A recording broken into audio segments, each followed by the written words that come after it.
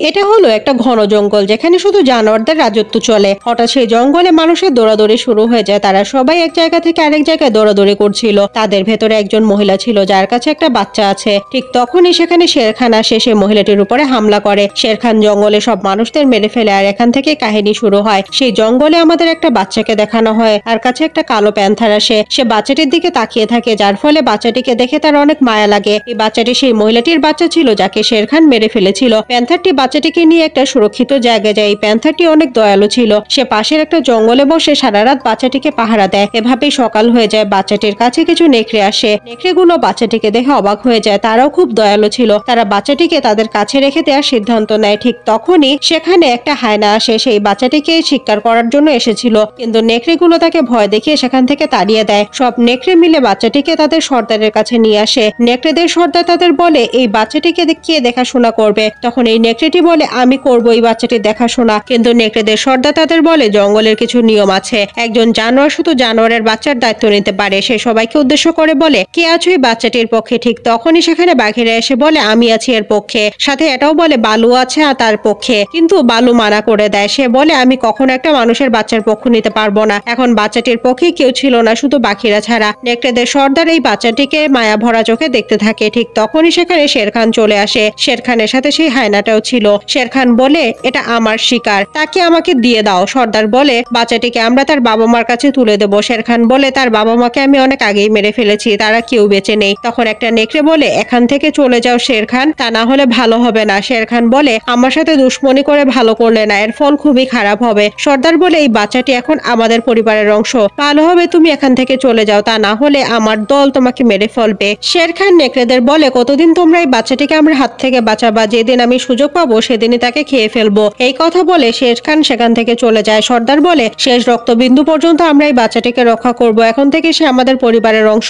সর্দার বাচ্চাটির নাম রাখে মোগলি। কয়েক বছর পর আবারও সে জঙ্গলকে দেখি আমরা। সে জঙ্গলে বাঘেরা মোগলিকে পিঠে নিয়ে দৌড়াচ্ছিল। মোগলি অনেক বড় হয়ে গেছে, এখন পর্যন্ত তাদের জীবনে কোনো সমস্যা ছাড়াই চলছিল। বাঘেরা মোগলিকে শিকার করা শেখাচ্ছিল। বাঘেরা এক লাফে একটা হরিণ শিকার করে। বাঘেরা মোগলিকে বলে এটা আমাদের খাবার, আর এদেরকে আমাদের খাবারের জন্যই বানানো হয়েছে, এদেরকে খেয়ে আমরা জীবিত থাকতে পারি। ঠিক তখনই সেখানে বালু আসে। মোগলি এই জঙ্গলে অনেক ভালো ছিল। এই জঙ্গলে সবাই তাকে অনেক ভালোবাসতো। সে তার বয়সী সবার সাথে জানোয়ারের মতো খেলাধুলা করত। এরপরে বালু নেকড়েদের সাথে মোগলির রেস লাগায়। সব নেকড়ে আর মোগলি একসাথে দৌড়ায়, আর সেই রেসে মোগলি নেকড়েদের কাছে হেরে যায়। ঠিক তখনই বালু আর মোগলি একটা মৃত গরু দেখতে পায়। সেই গরুটিকে শের খান মেরেছিল। বালু মোগলিকে সেখান থেকে তাড়াতাড়ি চলে যেতে বলে। জঙ্গলে সবাই যাতে শের খানকে ভয় পায় তাই সে গরুটিকে মেরে সেখানে রেখেছিল। এরপর রাতের বেলার সব নেকড়েরা একটা মিটিং ডাকে। নেকড়েরা মোগলিকে শের খানের কাছে তুলে দিতে চায়, কিন্তু এই নেকড়েটা বলে আমি তাকে কোথাও যেতে দেব না। নেকড়ে সর্দার বলে আমরা এই বিষয়ে পরে কথা বলবো। সর্দার বাঘিরা আর বালুকে বলে শের খান আমাদের সাথে যুদ্ধ করতে চায়। বালু সর্দারকে বলে শের খান কার সাথে লড়াই করতে চায় না।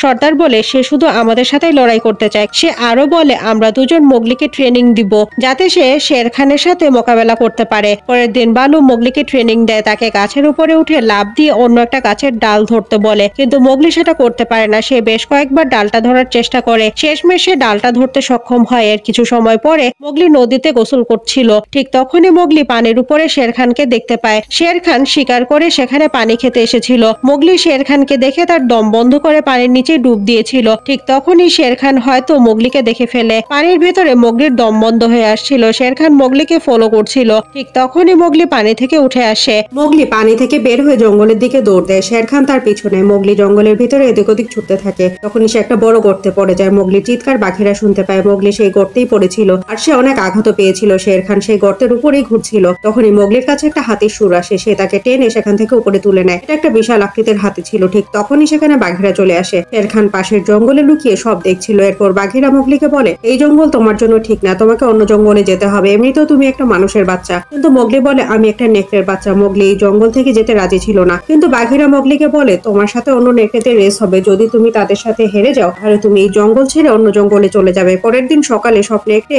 একসাথে হয়। সর্দার তাদের বলে এখানে থাকা সব নেকড়েদের মধ্যে একটা রেস হবে যেখানে মোগলিও থাকবে। যে এই রেসে জিতবে তাকে এই দলের বাহাদুর সৈন্য বলা হবে। মোগলি নিজের উপরে আত্মবিশ্বাস ছিল যে সে এই রেসে অবশ্যই জিতবে। তারপর সর্দার সব নেকড়েদের নিজের পজিশন নিতে বলে। মোগলি বাকি সব নেকড়েদের সাথে রেস করতে পজিশন নেয়, তবে এখানে শর্ত ছিল যে এই রেসে পরে যেতে হবে সে বাঘিরার হাতে মারা পড়বে। ঠিক তখনই নেকড়েদের সর্দার সব নেকড়েদের দৌড়াতে বলে। সব নেকড়ে আর মোগলি একসাথে দৌড় দেয়। বাঘিরাকে দেখে সর্দার তাদের পেছনে দৌড়াতে বলে। মোগলি এই রেসে একদম পেছনে পড়ে যায়। সে অন্য রাস্তা দিয়ে দৌড়াতে শুরু করে, কিন্তু তারপরে অন্য নেকড়েরা মোগলির থেকে সামনে ছিল। মোগলি এত তাড়াতাড়ি হার মারার পাত্র ছিল না। অন্যদিকে বাঘেরা সব হেরে যাওয়া নেকড়েদের মারছিল। বাঘেরা মোগলির উপরে হামলা করে, কিন্তু সে সেখান থেকে পালিয়ে যায়। সে গাছের ডাল ধরে সামনের দিকে এগোতে থাকে। সে পাহাড়ের উপর দিয়ে সামনের দিকে সাহসিকতার সাথে দৌড়াতে থাকে। ঠিক তখনই বাঘেরা তার উপরে ঝাঁপিয়ে পড়ে। মোগলি এই রেসে হেরে যায়। বালু মোগলিকে বলে, তুমি এই রেসে আবারও হেরে গেছো। মোগলি তাকে বলে, বাঘেরা ইচ্ছা করে আমার পিছু করেছে, কারণ আমি দুর্বল ছিলাম। মোগলি তাদের উপরে অনেক রেগেছিল, তাই সে সেখান থেকে চলে যায়। তখন বাঘেরা আর বালু একে অপরের সাথে লড়াই শুরু করে। অ্যাকচুয়ালি তারা দুজনে মোগলির জন্য লড়াই করছিল। এর কিছু সময় পরে সেখানে একটা কুকুর আসে। সে তাদের বলে মোগলিকে একটা বানর তুলে নিয়ে গেছে। তারা দুজন মোগলিকে বাঁচানোর জন্য দৌড় দেয়। বানরের দল মোগলিকে একটা পুরাতন গুহায় নিয়ে আসে। সেখানে আরো অনেকগুলো বানর ছিল। মোগলি জানে না তাকে কোথায় নিয়ে যাওয়া হচ্ছে। সব বানর মোগলিকে একটা পাথরের উপরে আছড়ে ফেলে। ঠিক তখনই মোগলির সামনে শেরখান আসে। অ্যাকচুয়ালি মোগলিকে এখানে আনার পুরো প্ল্যান ছিল শেরখানের। শেরখান বলে, অবশেষে তুমি আমার কাছেই আসলা। এখন তোমাকে আমার হাত থেকে কেউ রক্ষা করতে পারবে না। মোগলি শেরখানের সামনে বেহুশ হয়েছিল।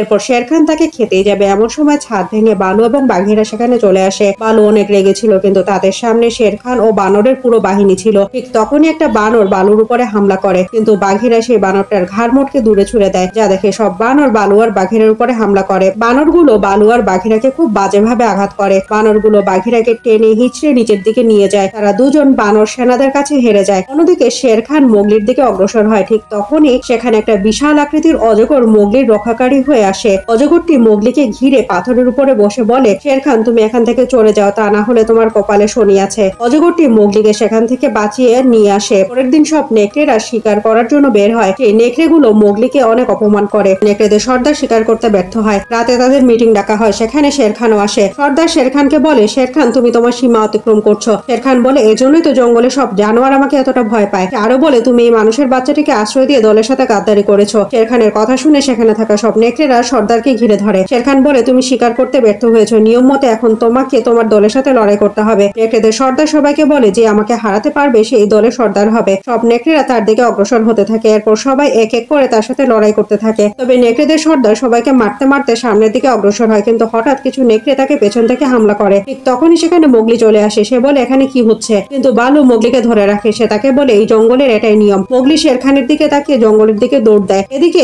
অনেকগুলো নেকড়ে সর্দারের উপরে ঝাঁপিয়ে পড়ে। অন্যদিকে আমরা দেখি মোগলি জঙ্গলের ভিতরে একটা মহিলার কাছে যায়। সে তাকে ভয় দেখিয়ে তার হাত থেকে আগুন ছিনিয়ে নেয়। অন্যদিকে নেকড়ে সর্দার সব নেকড়েদের মেরে ফেলে। সে বলে, আর কেউ থাকলে আমার সাথে লড়াই করো। ঠিক তখনই মোগলি সেখানে আগুন নিয়ে আসে। সে সব নেকড়েদের আগুন দিয়ে ভয় দেখায়। এই আগুন শেরখানও ভয় পাচ্ছিল। সে শেরখানকে বলে, চলে যাও এখান থেকে। শেরখান মোগলিকে হুমকি দিয়ে সেখান থেকে চলে যায়। নেকড়ে সর্দার মোগলিকে বলে, চলে যাও এখান থেকে, তুমি আমাদের পুরো দলের নিয়ম ভঙ্গ করেছো। এই পুরো লড়াইটা মোগলির কারণে হয়েছে, তাই জঙ্গলের সব জানোয়ার মোগলির উপরে রেগেছিল। ভালু আর বাঘেরাও মোগলির উপরে নারাজ ছিল, তাই মোগলি আর কোনো উপায় না পেয়ে জঙ্গলের দিকে যেতে থাকে। তখনই সব গ্রামবাসী মোগলিকে ঘিরে ফেলে, কারণ সব গ্রামবাসীর কাছে মোগলির আচরণ পশুর মতো মনে হচ্ছিল। ঠিক তখনই মোগলিকে পেছন থেকে কেউ একজন আঘাত করে। পরের দিন সকালে মোগলির জ্ঞান ফিরলে সে দেখতে পায় তাকে একটা খাঁচায় আটক করে রাখা হয়েছে। তার আশেপাশে অনেক মানুষ ছিল। সে লক্ষ্য করে অধিকাংশ জঙ্গল মানুষরা দখল করে নিয়েছে। মোগলি এসব দেখে হতাশ হয়ে পড়ে। কিছু সময় পরে মোগলির কাছে কিছু মানুষের বাচ্চা আসে। তারা সবাই মোগলির উপরে পাথর নিক্ষেপ করে বিরক্ত করছিল। মোগলি মানুষের গ্রামে খুব অসহায় হয়ে যায়। ঠিক তখনই মোগলি দেখতে পায় খাঁচার দরজা খোলা। সে খাঁচা থেকে বের হয়ে সামনের দিকে আসে। চুদুরে সে একটা জানোয়ার ঝুলানো দেখতে পায়। সে জানোয়ারটিকে দেখে তাকে কাঁচা খেতে যায়। ঠিক তখনই একটা লোক তাকে জানোয়ারটা খেতে নিষেধ করে। মোগলি জানোয়ারদের সাথে থাকতে থাকতে কাঁচা মাংস খেতে শিখে গেছে।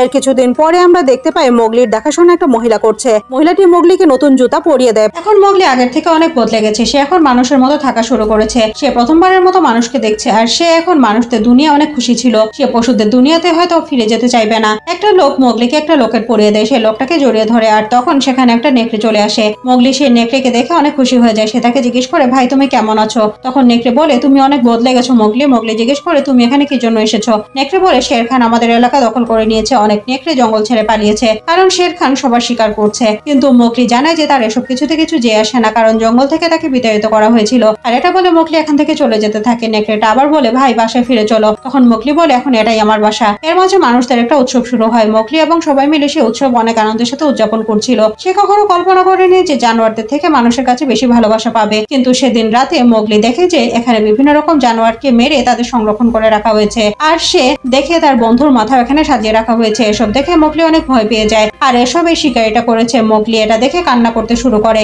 মোগলি মন খারাপ করে নদীর ধারে বসেছিল। এখন তার মন খারাপের সাথে সাথে অনেক রাগ হচ্ছিল। মোগলি ওই শিকারীর কাছে যায় আর দেখে যে সে ঘুমাচ্ছে। সে তার কাছে থাকা ছুরিটা বের করে শিকারিটাকে মারতে যাবে আর তখনই সে ওই লোকটার পেটে একটা অনেক বড় আঘাতের চিহ্ন দেখে। আর মোগলি বুঝতে পারে যে এর উপরে শের খান হামলা করেছিল, তাই সে শিকারীকে মারে না। এখানে একটা বড় হাতির দাঁত ছিল, মোগলি সেই দাঁতটা নিয়ে হাতিটার কাছে আসে। হাতিটা দাঁতটা তার শরীরের সাথে লাগিয়ে নেয়। মোগলি বলে, আমি জানি কে তোমার দাঁতটা ভেঙেছিল। এখন মোগলি আবারও সেই জানোয়ারদের কাছে শের খানকে মারার জন্য ফিরে আসে। সব নেকড়ে মোগলিকে দেখছিল। মোগলি নেকড়েদের লিডারের কাছে যায় আর বলে, আমরা সবাই মিলে শের খানকে মেরে ফেলবো। কিন্তু নেকড়ে লিডার বলে, আমি মরে যাবো কিন্তু জঙ্গলের আইন কখনোই ভাঙবো না। আমি তোমাকে বিশ্বাস করেছিলাম যে তুমি কোনো না কোনো একদিন জঙ্গলে শান্তি ফিরিয়ে আনবে, কিন্তু তুমি এখন মানুষ হওয়ার প্রমাণ দিয়ে দিয়েছো। এখন মোগলি বলে, আমি মানুষও নই আবার নেকড়েও নই। এটা বলে সে বাকি নেকড়েদের দিকে ফিরে বলে, আমার সাথে আর কে কে যেতে চাও? কিন্তু মোগলির সাথে কেউ যেতে চায় না। পাখিরা মোগলির সাথে যাওয়ার জন্য সামনে এগোতে থাকে, কিন্তু বালু তাকে আটকায়। মোগলি বলে, আমি একাই এখানে শের খানের সাথে লড়াই করার জন্য যাচ্ছি। এখন মোগলি একাই শের খানের এলাকার দিকে যাওয়া শুরু করে আর তার কাছে একটা মাত্র ছুরি ছিল। সে জোরে চিৎকার করে শের খানকে ডাকে। মোগলির মতো একটা ছোট বাচ্চার মধ্যে এত বেশি আত্মবিশ্বাস ছিল যে সে একাই জঙ্গলের রাজার সাথে লড়াই করার জন্য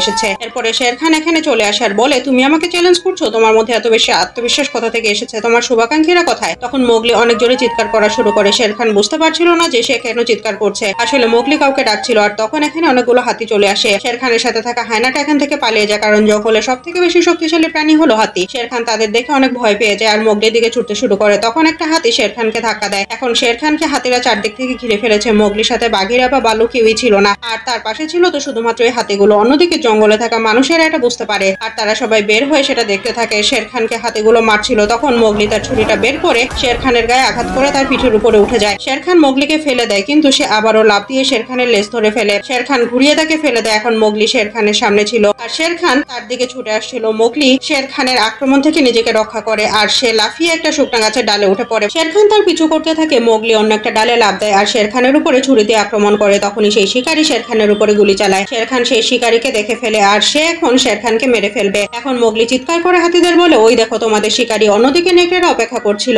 আর তখন বাঘিরা এবং বালু মোগলির কাছে ছুটতে শুরু করে। এই হাতিগুলো শিকারীটাকে মারার জন্য যেতে থাকে আর সেখানে দাঁড়িয়ে থাকা মানুষগুলো ভয় পেয়ে এদিক সেদিক ছুটতে শুরু করে। এখন শিকারী শের খানের উপরে নিশানা করে। এদিকে মোগলিও শের খানের পেছনে ছুটছিল আর শিকারী চালানো গুলি ভুল করে মোগলির গায়ে লাগে। এখন শের খান মোগলির কাছে আসে আর বলে, তোকে তোর মায়ের সাথে মেরে ফেলা উচিত ছিল, আমি তোর মাকে মেরেছি। আর এটা বলে শের খান মোগলিকে মারার জন্য ছুটে আসে আর সেই শিকারী আরেকবার শের খানের উপরে নিশানা করে। আর এদিকে হাতিগুলো তাদের প্রতিশোধ নেওয়ার জন্য শিকারীর দিকে আসছিল। শের খান মোগলির উপরে অ্যাটাক করে আর শিকারীও গুলি চালায়। এদিকে শের খানকেও কেউ অ্যাটাক করে। তখনই হাতিগুলো শিকারীর কাছে এসে তাকে মেরে ফেলে। হাতিগুলো তাদের প্রতিশোধ নিয়ে নিয়েছে। মোগলি এদিক সেদিক তাকিয়ে দেখছিল যে শের খানের উপরে কে আক্রমণ করেছে। তখন সে দেখে যে এটা নেকড়ে লিডার। মৃত্যুর আগে সে মোগলির জীবন রক্ষা করেছে। এখন শের খান আবার উঠে দাঁড়ায়। তার অবস্থা অনেক খারাপ ছিল। শের খানের এমন একটা অবস্থা হয়েছে যে তাকে একটা কুকুরও মেরে ফেলতে পারবে, কিন্তু তারপরও সে অনেক রেগে ছিল। কিন্তু মোগলি এখন তার মায়ের মৃত্যুর প্রতিশোধ নেবে। আর তখন জঙ্গলে সব পশুরা মোগলির কাছে আসতে শুরু করে। এরা এখন নেকড়ে লিডারের কাছে আসে। তখন লিডার বলে, মোগলি, আমি তোমার কথা না শুনে অনেক বড় ভুল করেছি, এজন্য আমি সবসময় অনুতপ্ত থাকবো। আর এখন থেকে তুমি সব নেকড়েদের লিডার হবে। আর এটা বলে নেকড়ে লিডার মারা যায়। এখন মোগলি অনেক বেশি রেগেছিল, সেজন্য সে তার ছুরিটা তুলে নেয়। এরপরে সে শের খানের কাছে আসে। শের খানের শুধুমাত্র নিঃশ্বাস চলছিল, কিন্তু উঠে দাঁড়ানোর কোনো ক্ষমতা ছিল না। যে শের খান তার হুঙ্কারে পুরো জঙ্গল কাঁপিয়ে রাখতো, সেই শের খানের